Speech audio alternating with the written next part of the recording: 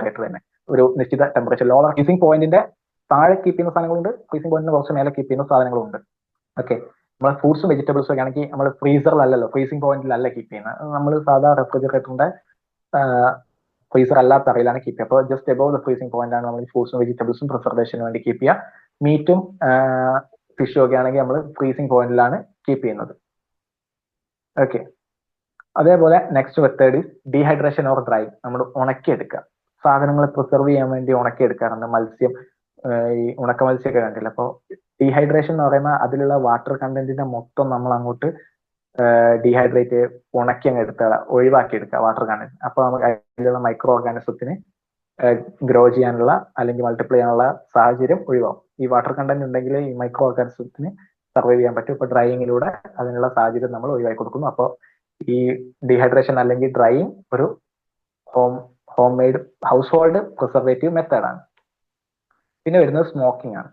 നമ്മൾ ഈ മീറ്റൊക്കെ പുക ഇട്ടിട്ട് സ്മോക്ക് ചെയ്തിട്ട് സൂക്ഷിക്കാറുണ്ട്. ഈ സ്മോക്കിങ്ങിലും പ്രിസർവേഷൻ എങ്ങനെ നടക്കുന്നത് വെച്ചാൽ, ഒന്ന് ഡീഹൈഡ്രേഷൻ നടക്കും സ്മോക്ക് ചെയ്യുമ്പോൾ, പ്ലസ് ഈ സ്മോക്കിൽ കുറച്ച് anti microbial and anti oxidants ഉണ്ട്. നമ്മുടെ ഫോർമാൽഡിഹൈഡും കാർബോളിക് ആസിഡും പോലുള്ള കുറച്ച് കമ്പോണൻസ് ഈ സ്മോക്കിലുണ്ട്. ഇതിന്റെ ആക്ഷൻ മൂലവും കുറച്ചൊരു പ്രൊട്ടക്റ്റീവ് അല്ലെങ്കിൽ പ്രിസർവേറ്റീവ് എഫക്റ്റ് ഈ സ്മോക്കിങ്ങിലൂടെ കിട്ടും. പിന്നെ വരുന്നത് സോൾട്ടിങ് ആൻഡ് പിക്ലിങ്. നമ്മൾ പണ്ടേ അറിയാം ഉപ്പിലിട്ട് വെക്കുന്ന പരിപാടി ഉണ്ട്. ഇപ്പൊ മാമ്പഴവും അങ്ങനത്തെ വെജിറ്റബിൾസും ഒക്കെ ഉപ്പിലിട്ട് സൂക്ഷിക്കുന്നുണ്ടല്ലേ, അത് അതിന്റെ ഷെൽഫ് ലൈഫ് കുറച്ചുകൂടി പ്രോപ്പർ ആയിട്ട് സോൾട്ടിങ്ങും പിക്ലിങ്ങും ചെയ്ത് വെച്ചാൽ അതിന്റെ ഷെൽഫ് ലൈഫ് കൂടും. അത്ര എന്താ പറയാ, കണ്ടാമിനേറ്റഡ് ആയിട്ടുള്ളൊരു മെത്തേഡിലൂടെ സോൾട്ടും പിക്ലിങ്ങും ഒന്നും ചെയ്തിട്ട് കാര്യമില്ല, അത് ഷെൽഫ് ലൈഫ് അത്ര ഉണ്ടാവില്ല. പക്ഷെ പ്രോപ്പർ രീതിയിലൂടെ സോൾട്ടിങ്ങും പിക്ലിങ്ങും ഒക്കെ ചെയ്ത് കഴിഞ്ഞാൽ ഷെൽഫ് ലൈഫ് കൺസിഡറബിളി കൂടും. പിന്നെയുള്ള ഒരു മെത്തേഡാണ് ക്യാനിങ്. ഈ ക്യാനിങ് എന്ന് പറയുന്നത് ഒരു ഹൗസ് ഹോൾഡ് മെത്തേഡായിട്ട് അത്ര വലിയ ഇമ്പോർട്ടൻ്റ് അല്ല. മെയിൻലി ഒരു ഇൻഡസ്ട്രിയൽ ലെവലിലൊക്കെ നോക്കുന്നത് ക്യാനിങ് ഒരു പ്രോപ്പർ പ്രിസർവേറ്റീവ് മെത്തേഡാണ്. പക്ഷെ ഒരു ഹൗസ് ഹോൾഡ് മെത്തേഡിലൊന്നും അത്ര എന്താ പറയാ, കണ്ടാമിനേഷൻ ഇല്ലാത്ത ഒരു വഴിയിലൂടെ ഒന്നും പ്രോപ്പർലി ക്യാൻ ചെയ്യാനൊന്നും ഹൗസ് ഹോൾഡ് മെത്തേഡ്സിൽ കഴിയില്ല. അടുത്തത് കൊമേഴ്ഷ്യൽ മെത്തേഡ്സ്. അതിൽ ഫസ്റ്റ് വൺ ഈസ് സ്കാനിങ്. ഞാൻ പറഞ്ഞല്ലോ, ഒരു ഇൻഡസ്ട്രിയൽ ലെവലിൽ നോക്കുമ്പോൾ സ്കാനിങ് is an important method of preservation.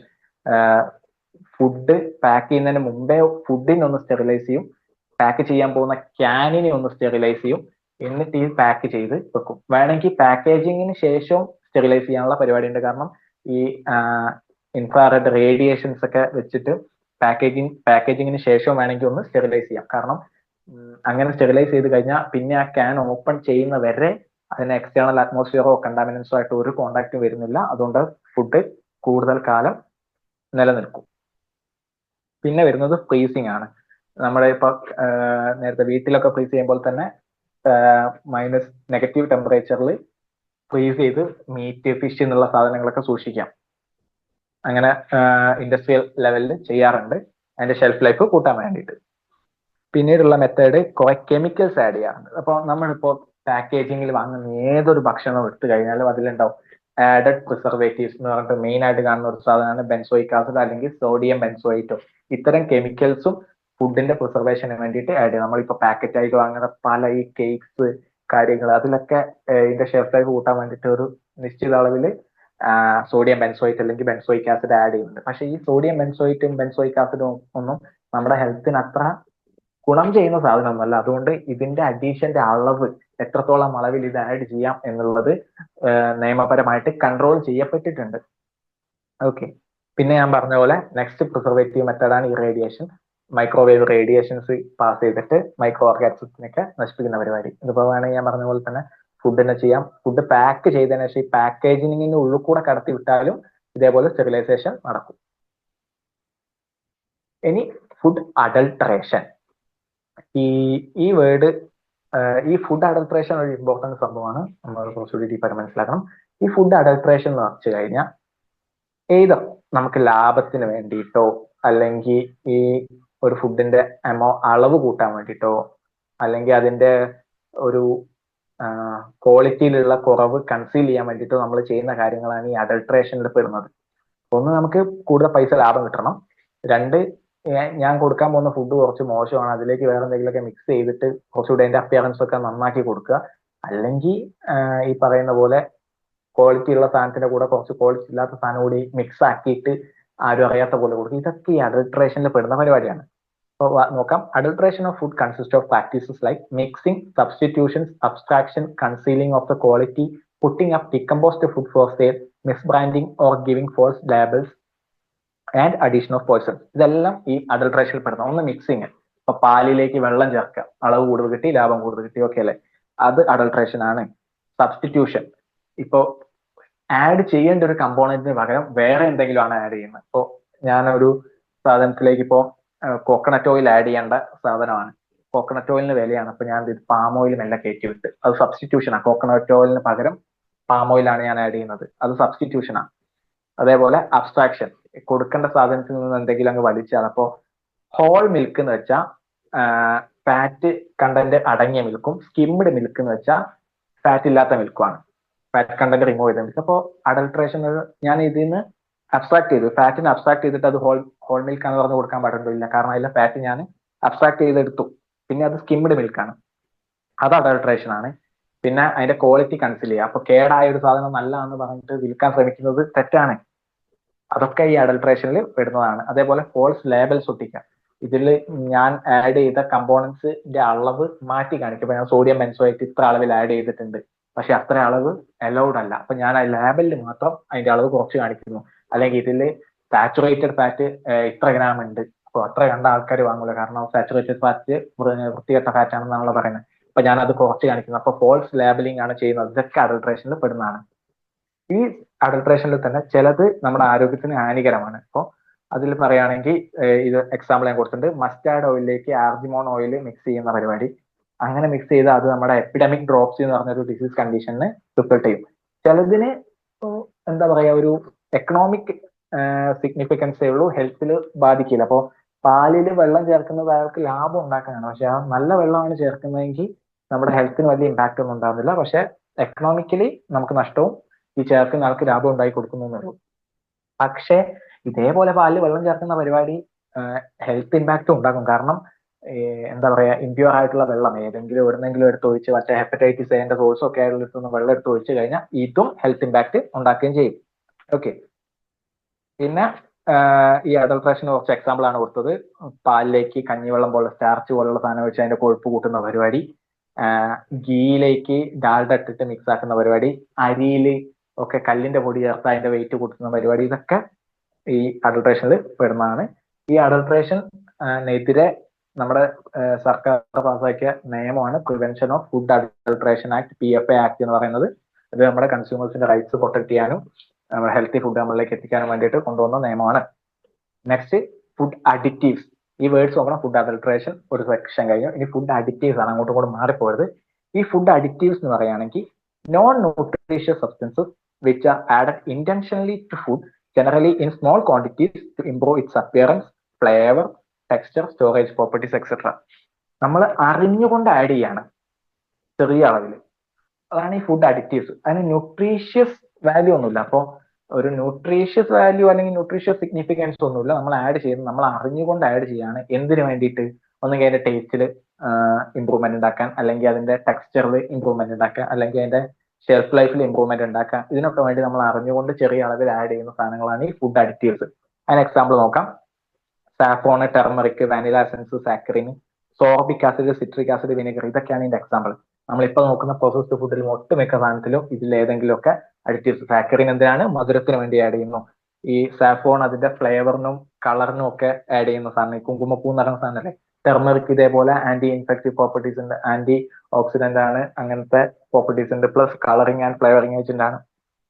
Vanilla essence flavouring agent ആണ്. സ്വീറ്റ്നെസിന്റെ ഒരു റെഗുലേഷന് വേണ്ടിയിട്ടൊക്കെ നമ്മൾ വനില എസൻസ് ആഡ് ചെയ്യും. സോർബിക് ആസിഡും സിട്രിക് ആസിഡും ഒക്കെ പ്രിസർവേറ്റീവ് പ്രോപ്പർട്ടി ഉണ്ട്, ഷെൽഫ് ലൈഫ് കൂട്ടാൻ വേണ്ടി ആഡ് ചെയ്യാൻ വിനെഗർ ഒക്കെ. അതേപോലെ തന്നെ ഈ പറഞ്ഞ അഡിറ്റീവ്സിൽ ചിലതൊക്കെ നമ്മുടെ ശരീരത്തിന് ഹാനികരമാണ്.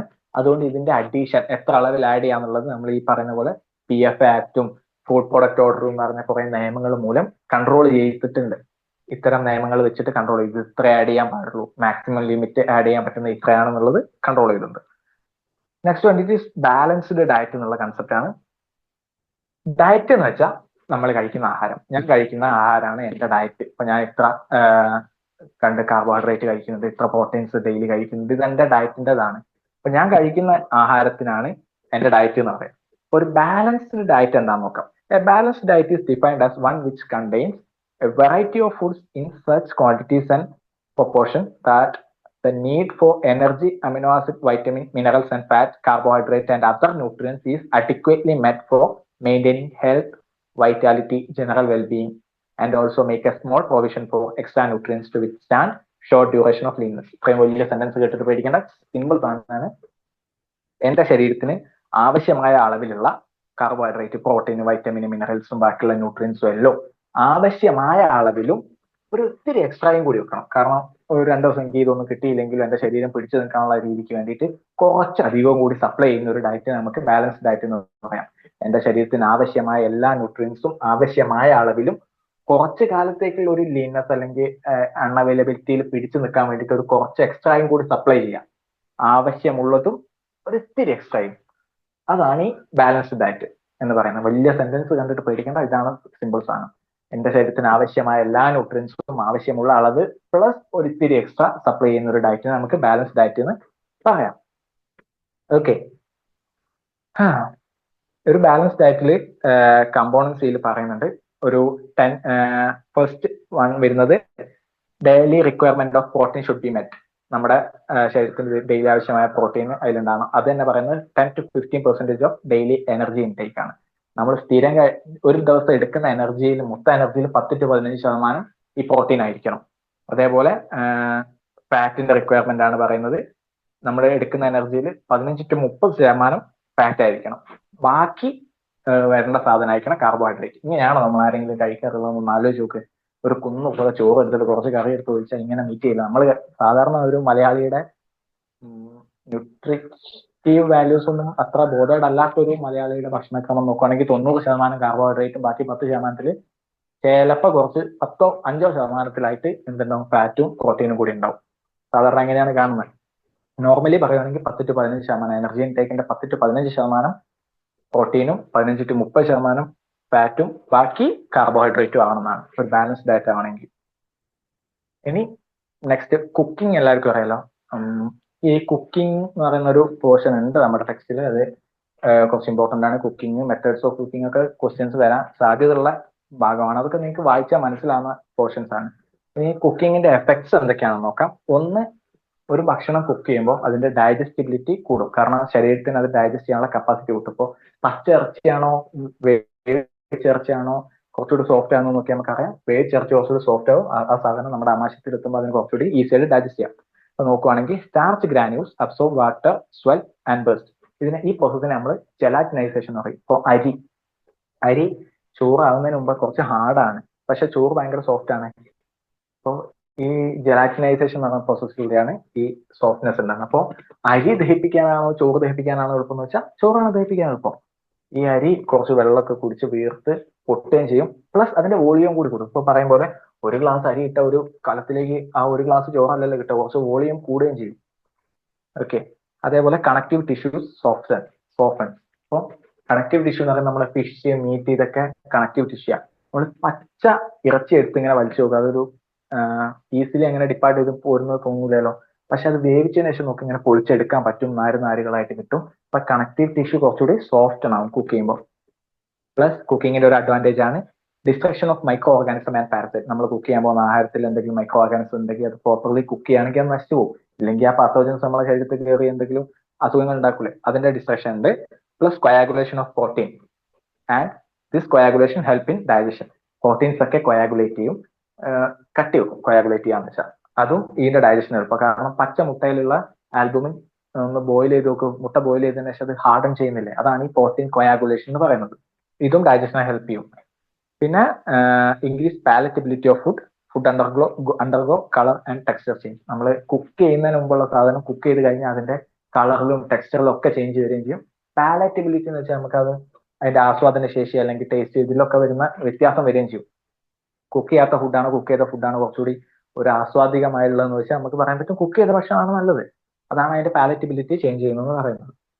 പിന്നെ അതിന്റെ ഒരു വേറൊരു അഡ്വാൻറ്റേജ് എന്ന് പറയുന്നത് ഈ പൾസസ് ഇല്ല, ഈ പയറ് കടല, അതിലൊക്കെ ഒരു കെമിക്കൽ ഉണ്ട്, ഈ ട്രിപ്സിൻ ഇൻഹിബിറ്റേഴ്സ് എന്ന് പറഞ്ഞിട്ടുള്ള ഒരു കെമിക്കൽ ഉണ്ട്. ഈ കെമിക്കൽ കുക്ക് ചെയ്യുമ്പോൾ നശിച്ചു പോകും. അപ്പൊ ഈ ട്രിപ്സിൻ ഇൻഹിബിറ്റേഴ്സ് നമ്മളെ മെറ്റാബോളിക് ആക്ടിവിറ്റീസിൽ ഇൻഹിബിറ്റ് ചെയ്യുന്ന ഒരു സാധനമാണ്. അപ്പോൾ ഈ പൾസസ് ഇതൊക്കെ കുക്ക് ചെയ്യുമ്പോൾ ഈ ട്രിപ്സിൻ ഇൻഹിബിറ്റേഴ്സ് നശിച്ചു പോവുകയാണ് ചെയ്യുക. അപ്പൊ അതും അതിന്റെ ഒരു അഡ്വാൻറ്റേജ് ആണ്. പക്ഷെ അതിന് കുക്കിങ്ങിൽ കുറച്ച് ഡിസഡ്വാൻറ്റേജ് കൂടി ഉണ്ട്, അതുകൂടി നമുക്ക് നോക്കാം. First one, vitamin C, B1 എന്ന് വെച്ചാൽ തൈമിൻ, പിന്നെ വൈറ്റമിൻ സി, ഈ രണ്ട് വൈറ്റമിൻസും ആണ് മെയിൻലി കുക്കിങ്ങിലൂടെ ഡിസ്ട്രോയ് ആയി പോകുന്നത്. പ്ലസ് കുക്ക് ചെയ്യുന്നതിന് നമ്മൾ ഈ സാധനങ്ങളൊക്കെ എക്സസീവ് ആയിട്ട് കഴുകുകയും പിന്നെ ഈ സിറിയൽസ് ഒക്കെ ഒരുപാട് വെള്ളത്തിലിട്ട് വേവിച്ചിട്ട് ആ വെള്ളം ഊറ്റി കളയുകയൊക്കെ ചെയ്യുന്നത് ഈ വാട്ടർ സോലുബിൾ ആയിട്ടുള്ള മിനറൽസിന്റെയും വൈറ്റമിൻസിന്റെയും ലോസിലേക്ക് കാരണമാവും. അപ്പൊ നമ്മൾ അരിയൊക്കെ ഒരു ഗ്ലാസ് അരിക്ക് 10 ഗ്ലാസ് വെള്ളം ഒഴിച്ചിട്ട് ഇങ്ങനെ തള്ളപ്പിച്ച് ആദ്യം കുറെ കഴുകും, അതിൽ തന്നെ കുറെ വൈറ്റമിൻസ് ഡിസോൾവ് ആയിട്ട് പോകും, മിനറൽസും. പിന്നെ ഇത് കണ്ടമാനം ഇഷ്ടം പോലെ വെള്ളം ആക്കിയിട്ട് തിളപ്പിച്ച് കഴിച്ചു കഴിഞ്ഞാൽ എന്നിട്ട് ആ വെള്ളം നമ്മൾ കളയാണ് ചെയ്യാം. ആ വെള്ളത്തിലും കുറെ വൈറ്റമിൻസും മിനറൽസും നഷ്ടപ്പെടും. പ്ലസ് പിന്നെ കുക്കിംഗ് മെത്തേഡിൽ നമ്മൾ പറയുന്നത് ഇതേപോലെ വെജിറ്റബിൾസ് ഇതൊക്കെ പീൽ ചെയ്തിട്ട് കുക്ക് ചെയ്യുമ്പോൾ അങ്ങനെയും കുറെ ഡയറ്ററി ഫൈബറിന്റെ നഷ്ടം, മിനറൽസിന്റെ വൈറ്റമിൻസിന്റെ നഷ്ടം ഇതൊക്കെ നടക്കുന്നുണ്ട്. അതേപോലെ പാല് തിളപ്പിക്കുമ്പോൾ ശരിക്ക് അതിനൊരു കുക്ക്ഡ് ടേസ്റ്റ് വരാൻ തന്നെ കാരണം അതിലുള്ള ഷുഗറിന്റെ കാരമലൈസേഷൻ ആണ്. അപ്പോൾ പാലിങ്ങനെ ഒരുപാട് ബോയിൽ ചെയ്ത് അതിലുള്ള ഷുഗർ കാരമലൈസ് ആവുകയും ചെയ്യും. പ്ലസ് ഹീറ്റ് അത്ര ഹീറ്റ് സ്റ്റേബിൾ അല്ലാത്ത കുറെ വൈറ്റമിൻ സി പോലത്തെ വൈറ്റമിൻസ് നഷ്ടപ്പെടും. ഈ പാലിലുള്ള നല്ല ബാക്ടീരിയാസ് ഉണ്ട്, ലാക്റ്റിക് ആസിഡ് ബാക്ടീരിയാസ്. ഇത് അധികം ഇങ്ങനെ തിളപ്പിച്ചുകൊണ്ടിരുന്ന ഈ ലാക്റ്റിക് ആസിഡ് ബാക്ടീരിയാസും നശിച്ചു പോകും. നമ്മുടെ ഈ പാസ്ചറൈസേഷൻ എന്നുള്ള മെത്തേഡ് ശരിക്കും പാലിന്റെ എല്ലാ ന്യൂട്രിറ്റീവ് ഗുണങ്ങളും മെയിൻറ്റെയിൻ ചെയ്തുകൊണ്ട് അതിനെ പ്യൂരിഫൈ ചെയ്യുന്ന പരിപാടിയാണ് ഈ പാസ്ചറൈസേഷൻ. ഇപ്പൊ ശരിക്കും പാസ്ചറൈസ് ചെയ്ത മിൽക്ക് അങ്ങനെ തന്നെ ഉപയോഗിക്കാമെന്നാണ്. നമ്മൾ പിന്നെയും വീണ്ടും തിളപ്പിച്ചു കഴിഞ്ഞാൽ ഇത്തരം ലോസസ് ആണ് അതിലുണ്ടാകുന്നത്. പിന്നെ നേരത്തെ പറഞ്ഞ പോലെ വൈറ്റമിൻ എ ഡെഫിഷ്യൻസി നമ്മൾ നേരത്തെ എക്സ്പ്ലെയിൻ ചെയ്തതാണ് ഒരു തവണ, സെയിം സാധനമാണ്. നേരത്തെ പറഞ്ഞ ബിറ്റോർ സ്പോട്ടും കെരാറ്റോമലേഷ്യ. ബിറ്റോർ സ്പോട്ട് കണ്ട ഒരു triangular foamy patches on the conjunctiva, കണ്ട ഒരു പത പോലെ കിടക്കുന്ന ഒരു വരുന്ന ഒരു സാധനമാണ് Bitot spot. Keratomalacia softening of cornea and it become opaque, അതിന്റെ ട്രാൻസ്പാരൻസി നഷ്ടമാവുന്നത്.